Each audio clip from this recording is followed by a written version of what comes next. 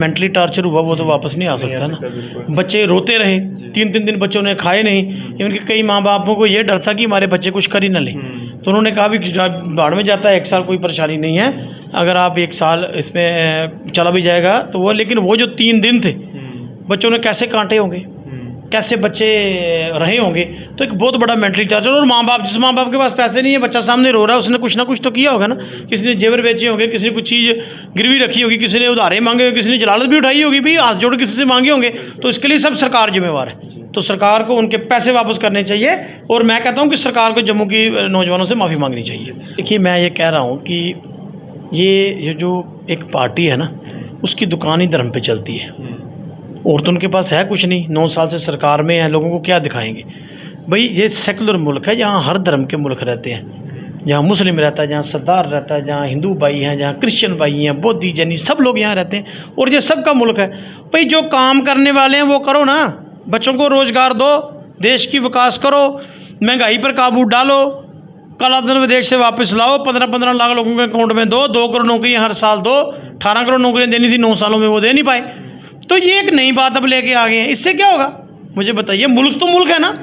आप देख रहे हैं अवामी लहर न्यूज़ और मैं हूं शाहनवाज। आज की खास मुलाकात में हमारे साथ मौजूद हैं पीडीपी सीनियर नेता वीरेंद्र सिंह सोनू जी। सर, स्वागत है आपका हमारे चैनल में। धन्यवाद, शुक्रिया जी। वीरेंद्र सर, जिस तरह से न्यू एजुकेशन पॉलिसी के तहत जो बच्चे जिन्होंने 12th क्लास के एग्जामिनेशन दिए थे और उसके बाद जो है एनटीए के द्वारा CUET के टेस्ट जो है कंडक्ट करवाए जा रहे थे, जिस वजह से काफ़ी बच्चों को दिक्कतों का सामना करना पड़ा, तो अब जो है वह चीज़ कैंसिल कर दी गई है और अब एडमिशन जो है मेरिट बेसिस पे होगी, तो किस तरह देखते हैं आप इसे?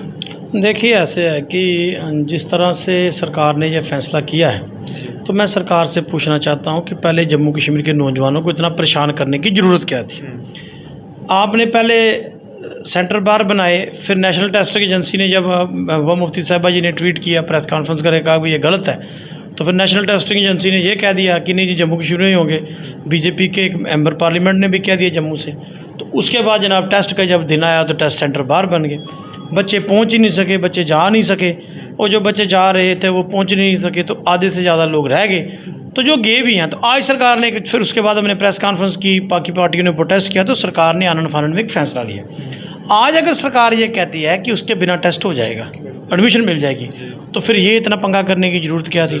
लेकिन एक बात है कि मैं सरकार से पूछना चाहता हूँ कि आपने किया क्या, तालमेल किसका है? तालमेल नहीं है। बेसिकली ये एक षड्यंत्र था, साजिश थी कि भाई जम्मू के लोग पढ़ेंगे तो वो नौकरी मांगेंगे। अब उनको रोक तो सकते नहीं है, ये अच्छा काम है, बाहर सेंटर बना दो, वहाँ पहुँच नहीं पाएंगे, 1 साल जाया हो जाएगा, तो हमारा काम आगे चलता रहेगा। लेकिन वो, उसके लिए मैं जम्मू की जनता को बधाई देता हूँ, और अपनी अपोजिशन पार्टियों को भी, कि उन्होंने, ख़ासतौर पे अपने लीडर महबूबा मुफ्ती साहिबा का शुक्रिया करता हूँ जम्मू की तरफ से, कि उन्होंने लोगों की आवाज़ उठाई।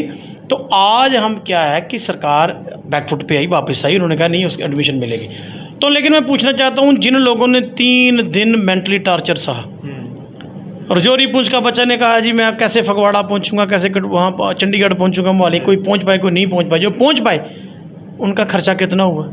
किसी के पास पैसे होते हैं, किसी के पास नहीं होते हैं। जो किश्तवाड़ का रहने वाला बच्चा, वो कैसे वहाँ पहुँचा होगा, कहाँ से, कईयों ने उधारे मांगे पैसे के।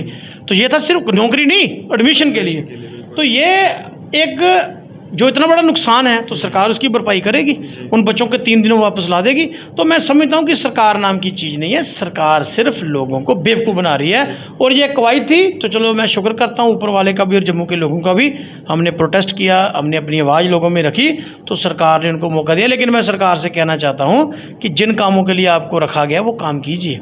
आप 5 साल से आप डायरेक्ट गवर्न कर रही है भारतीय जनता पार्टी यहाँ, तो मुझे बताइए कितने कॉलेज और यूनिवर्सिटी आपने जम्मू सूबे में खोले हैं?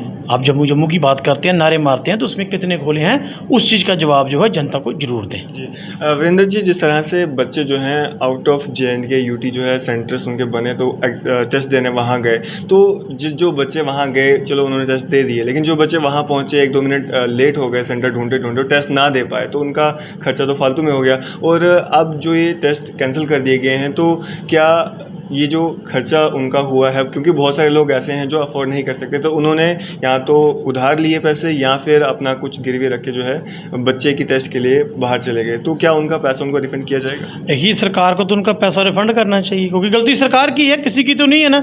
लेकिन आप किन से हम भले की उम्मीद करके बैठे हैं? हमें वफ़ा की उम्मीद उनसे है जिनको मतलब वफ़ा पता ही नहीं। इनको पता ही नहीं है। देखिए बेसिकली बात क्या है कि आज ब्यूरोक्रेसी रूल कर रही है, लीडरों को तो पूछता कोई नहीं है, इनको कोई परेशानी नहीं है। अब मुझे बताइए कि जो आदमी रजौरी से टेस्ट देने के लिए गया होगा, बॉर्डर के रहने वाला, कोई कठुआ से, कोई उधमपुर से, कोई आरएसपुरा से, कोई बिश्नाह से, कोई शेरगढ़ से गया होगा, अचानक पैसे किसी से मांगे होंगे तो उनके ऊपर तो कर्जा चढ़ गया ना, तो वो भी टेस्ट के लिए। और एक इनके पीछे एक और था मसला, इन्होंने ये रखा था कि जो बाहर टेस्ट देंगे उनको कॉलेज भी बाहर के लाट कराएंगे। अगर बाहर के जो लोग पहुँच के टेस्ट देने बाहर के कॉलेज, तो वो भी नहीं जा पाएंगे क्योंकि अफोर्ड नहीं हो सकता। तो ये तो पढ़ाई को ख़त्म करने की साजिश थी, कवायद थी, जिसको हमने तोड़ा, हमने कोशिश की। लेकिन मैं ये एक बात पूछना चाहता हूँ कि अब उनके बच्चों का जो खर्चा है, वाकई सवाल तो है, सरकार से पूछना चाहते हैं कि उनको अकोमोडेट करेंगे, क्योंकि सरकार तो सिर्फ लोगों का खून चूस रही है, लोगों के लिए तो कुछ कर नहीं रही यहाँ, सिर्फ कागजों पर बयान है, चुनावी जुमलों के बयान है। हाँ भाई एक बात है, हम भी सरकार से मांग करते हैं कि बच्चों के पैसे जो हैं वो रिफंड किए जाने चाहिए। सर खर्चा ही नहीं, इससे जो है बच्चे डिमोरलाइज भी हुए, यूथ अनरेस्ट जो है उनमें क्रिएट हुआ, तो किस तरह देखते हैं? देखिए मैंने पहले कहा जो मेंटली टॉर्चर हुआ वो तो वापस नहीं आ सकता ना। बच्चे रोते रहे, 3-3 दिन बच्चों ने खाए नहीं, इनके कई माँ बापों को ये डर था कि हमारे बच्चे कुछ कर ही न लें, तो उन्होंने कहा भी बाढ़ में जाता है 1 साल कोई परेशानी नहीं है, अगर आप 1 साल इसमें चला भी जाएगा तो वो। लेकिन वो जो 3 दिन थे, बच्चों ने कैसे कांटे होंगे, कैसे बच्चे रहे होंगे, तो एक बहुत बड़ा मेंटली टॉर्चर। और माँ बाप, जिस माँ बाप के पास पैसे नहीं है, बच्चा सामने रो रहा है, उसने कुछ ना कुछ तो किया होगा ना, किसी ने जेवर बेचे होंगे, किसी ने कुछ चीज़ गिरवी रखी होगी, किसी ने उधारे मांगे होंगे, किसी ने जलालत भी उठाई होगी, भी हाथ जोड़ किसी से मांगे होंगे,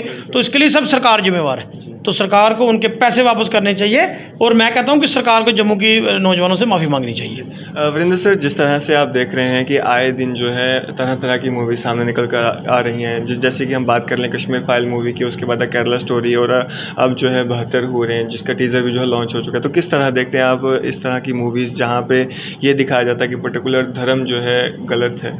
देखिए ये मैं समझता हूँ कि अच्छी बात नहीं है समाज में, ये धर्म के नाम पे लोगों को भड़काना नहीं चाहिए, और ये धर्म की नफरत नहीं फैलानी चाहिए।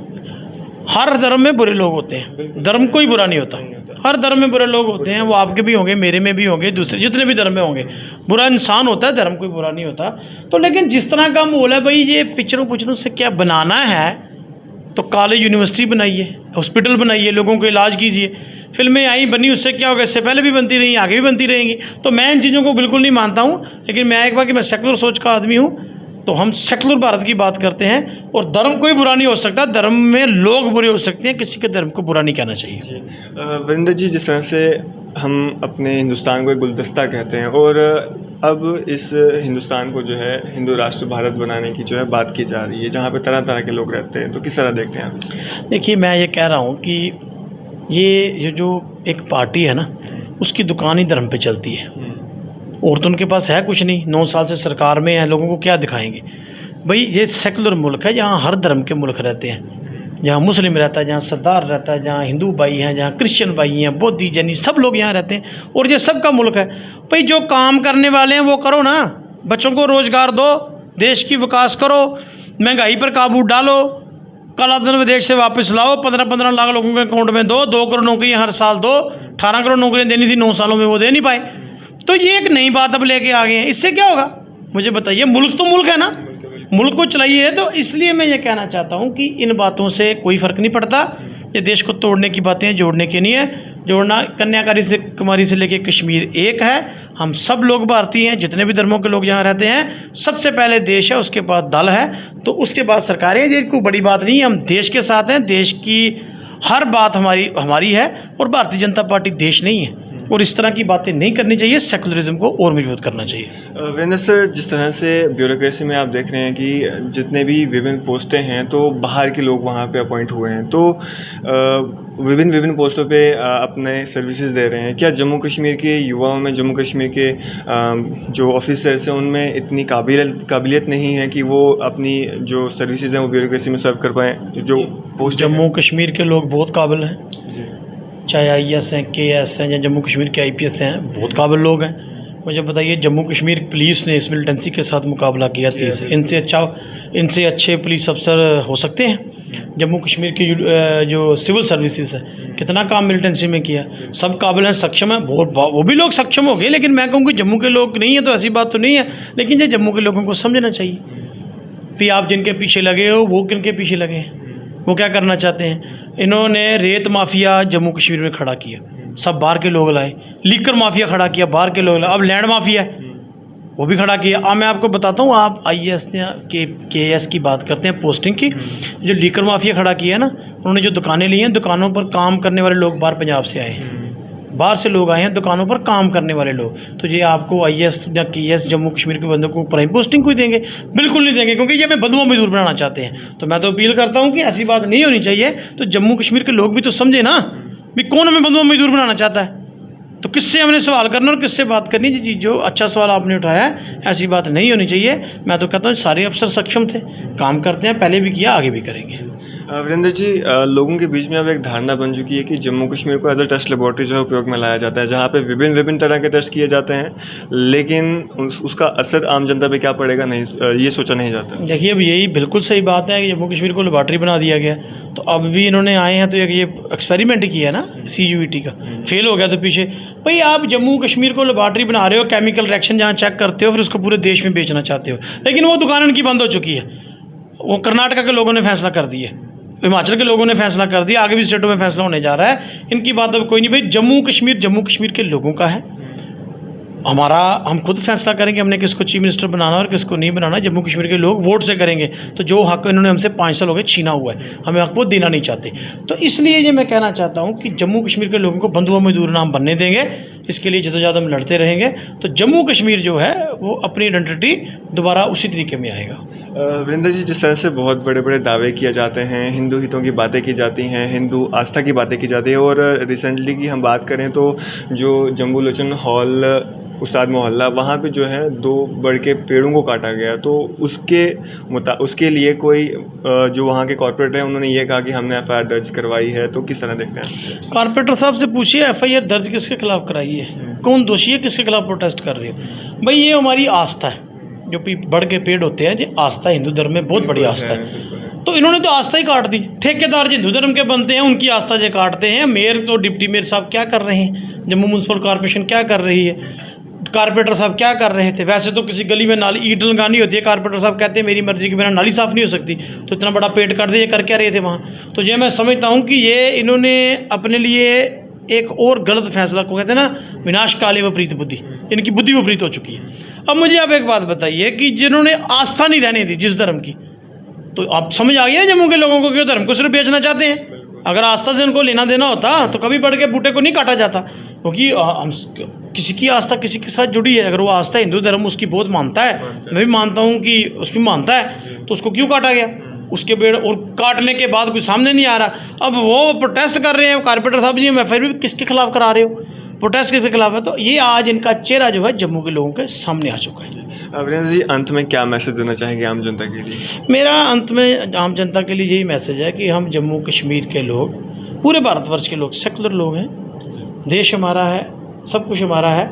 मेरी ये कि जो धर्म के नाम पे राजनीति करने वाले लोग हैं उनसे पीछा छुड़वाएं, उनको उनकी जगह दिखाएं भी नहीं, वो नहीं है।